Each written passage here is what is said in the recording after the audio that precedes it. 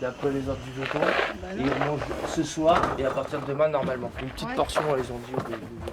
Kainos et Ailou rentrent d'une semaine d'hospitalisation.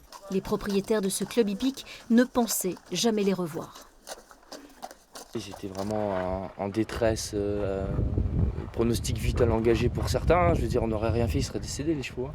Samedi dernier, après le repas, 9 chevaux sont pris de malaise. Apathie, gonflement spectaculaire, arrêt du transit. L'un d'entre eux en est mort. Ce sont les signes cliniques d'un empoisonnement au genêt à balai, une plante trouvée dans le foin qu'avaient mangé les équidés.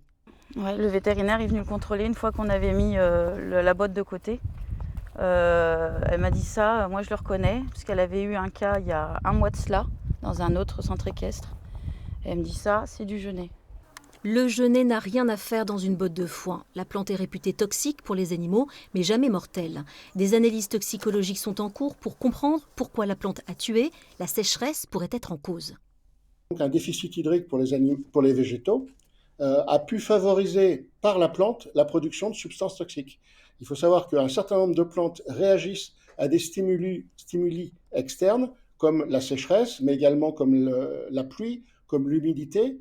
Tout ce qui peut constituer une agression à l'égard des plantes peut induire chez la plante la production de substances de défense.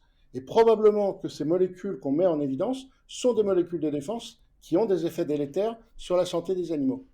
Et pour expliquer la présence du genêt dans le foin, la piste d'un fauchage dans une zone non dédiée est privilégiée. On a failli perdre toute notre exploitation pour une botte contaminée, ce qui correspondrait à 10 ans d'investissement personnel, 10 ans d'une vie de sacrifice, parce que c'est beaucoup de sacrifices pour arriver à obtenir un club comme celui-là. Les propriétaires du centre ont acheté du nouveau fourrage, mais sont désormais méfiants. Les chevaux, eux, s'alimentent à nouveau et restent sous surveillance.